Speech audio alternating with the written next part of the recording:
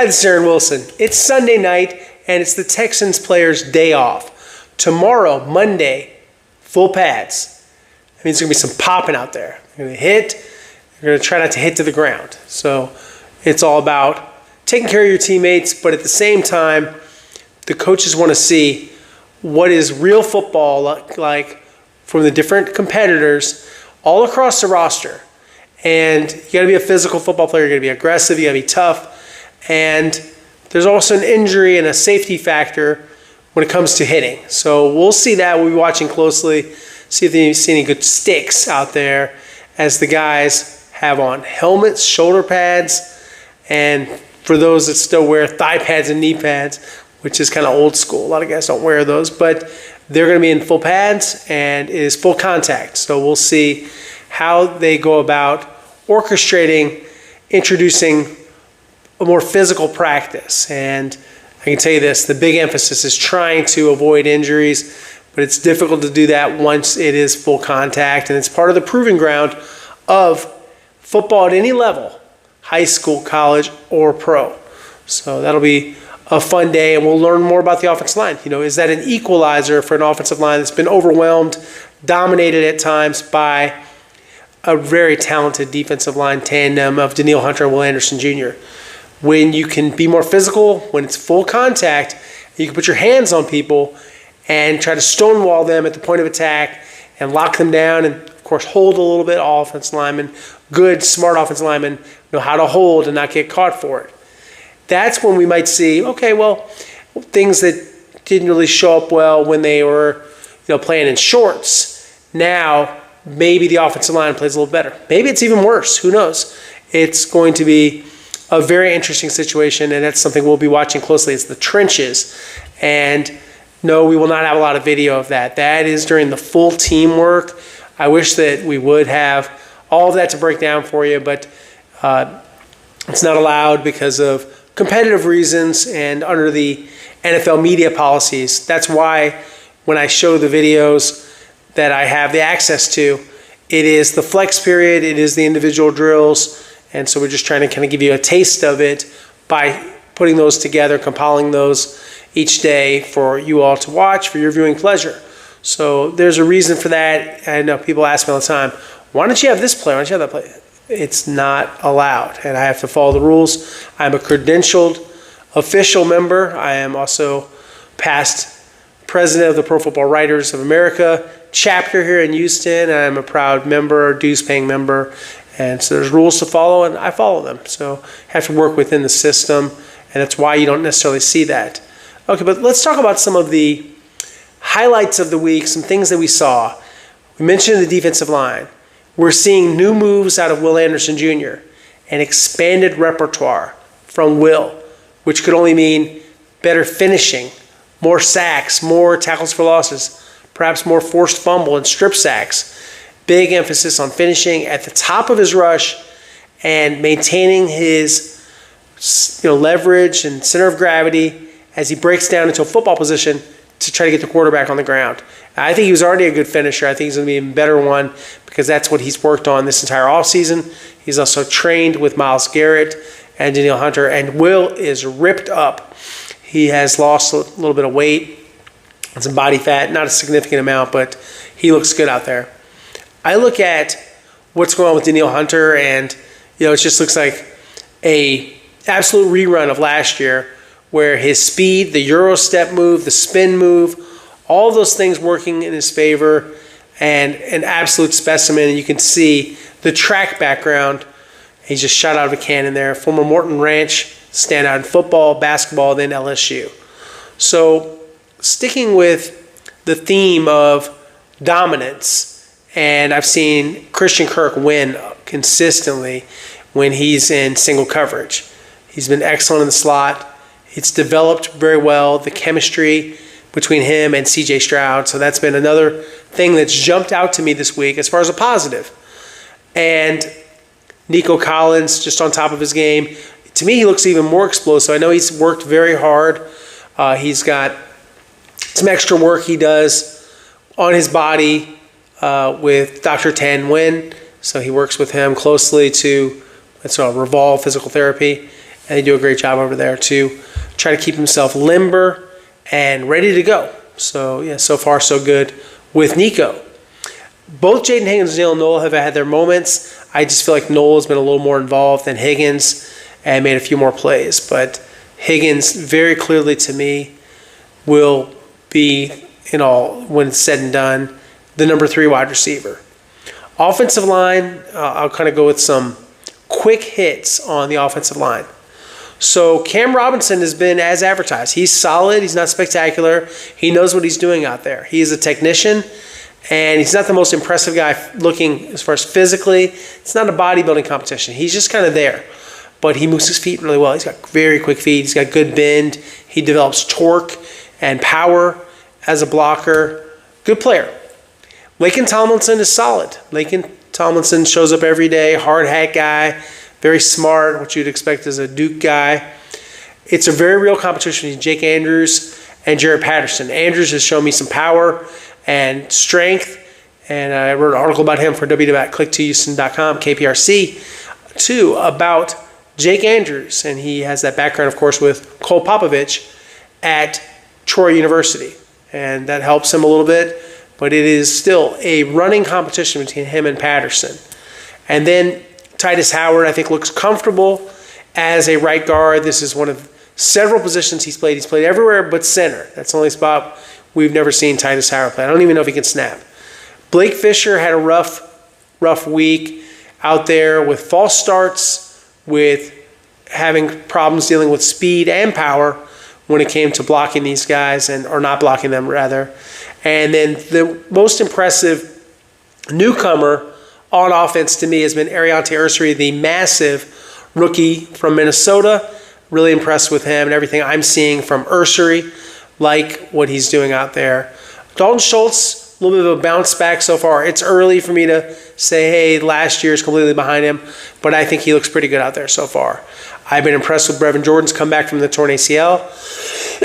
And as I've said before, and you saw the separate video on Cade Stover. Cade Stover, lean, physical, explosive, tough, gritty. A lot of adjectives that come to mind.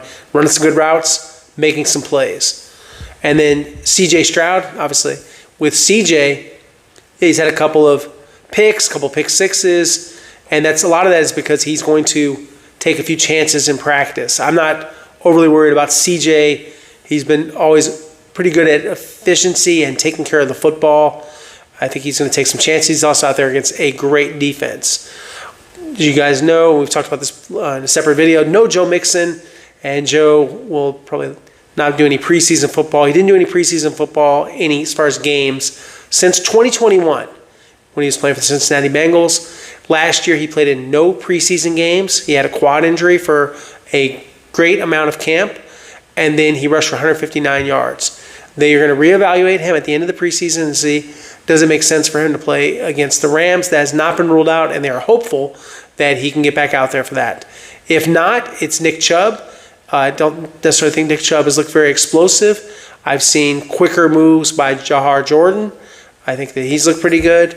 I like Woody Marks' pass catching. Still no Dameon Pierce. He's on the PUP list with a quadricep strain.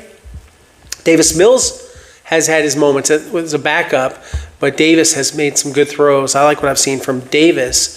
Still no Trent Brown. Trent is on the PUP list, but he is running on the side. That is a good sign. Nothing really jumped out, good or bad, about Ed Ingram, but I can tell you this. He's on first team special teams, so kind of a sign that he's one of the backups. Finally saw Drew Scruggs work with the ones a little bit, and Jalen Thomas has been kind of a sleeper. I've talked about him before, from SMU, a guy that's kind of a sleeper for me, a dark horse to make the 53. I don't think he's going to be starting. I think we know the guards are. But I'm open-minded, and we'll see what happens. And then, Braxton Berrios has been clearly the best returner. He's done okay as a receiver. He's been solid so far. No real move made so far by Ladarius Henderson or Austin Deculus. Nothing really to write home about with those guys, or Luke Lachey. I think that at some point Woody Marks is going to be heard from in this running back competition, especially if it takes longer for Chubb and everyone, I had a kind of the commenters ask me, what about Jahar? He's looking good. He looks on the twos. A lot of people working with the twos, guys. And yeah, he's had his moments, but I don't think there's any real plan to install Jordan ahead of Chubb or ahead of Marks for that matter. They just mix and match guys. I wouldn't read too much in it. There was somebody, I guess, sort of the number one Jahar Jordan fan. I understand. I respect that. I respect Jahar. I'm just telling you that they got an investment in Marks. Marks looks pretty good out there, and they're going to give him a lot of opportunities.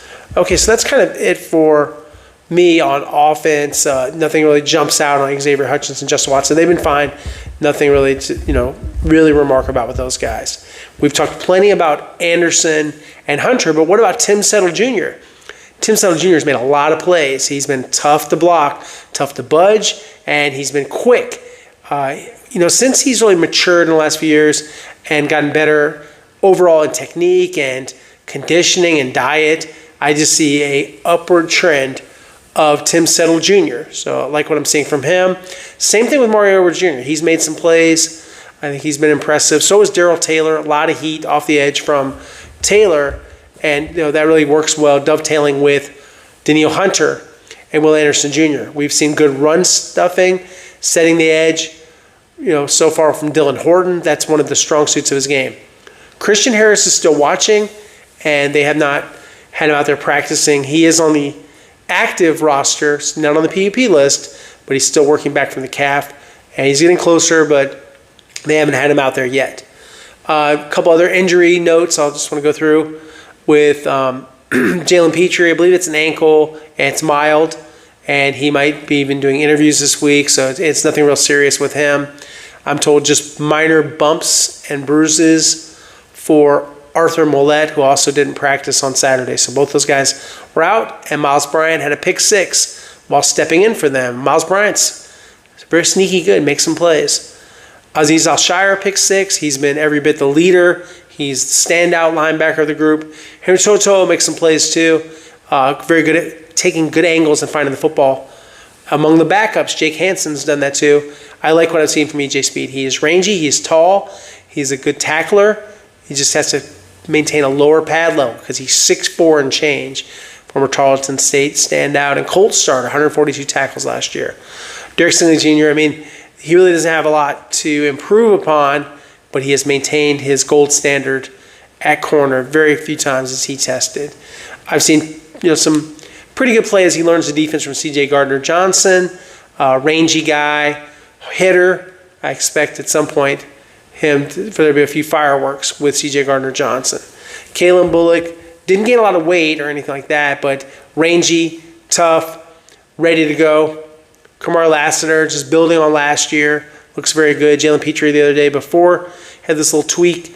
He was had a pick six of C.J. Stroud, so he was looking good out there. I know Jalen Reed's a very physical player. Want to see that show up when they're in pads. And then Tremont Smith has been one of the best four corners, in my opinion. I think he's looked very good. Deeper on the depth chart. We still have Kurt Heinisch out.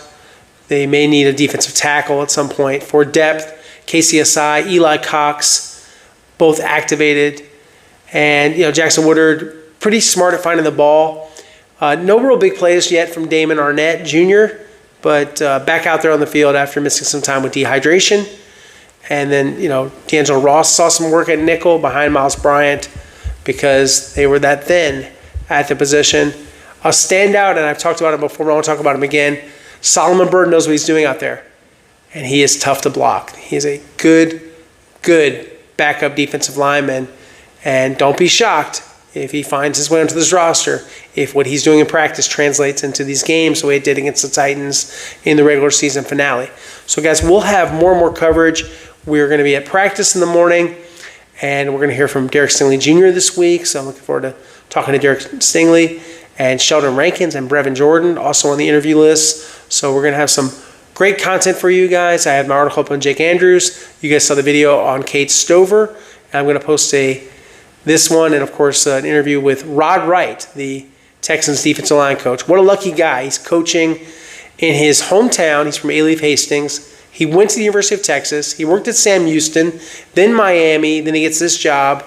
And his best friend and college teammate Frank O'Cam is the assistant defensive line coach. They do it together. He doesn't look at it like he's Frank's boss. They work in tandem. That's a little preview of that interview, which is coming up from me here at YouTube. And yeah, guys, thanks for subscribing. We're getting closer and closer to 12,000. Can't wait to get to that point. And then after that, we'll set our sights on 13,000. I'm not counting my followers until they happen, but I appreciate you guys. You're helping me to provide more and more content and to grow this channel. And ultimately that can lead to, probably more content and more insight for you guys, and just can't wait to do it. I am really, really excited about what's happening here, and give me a shot in the arm here, a little enthusiasm here I forgot how many years it is, but this is year 11 covering the Texans. I covered my first NFL game in 1997, and just excited and just as really energized as ever. So looking forward to it, and looking forward to seeing some hitting on Monday. Until next time, guys, thanks. Appreciate you.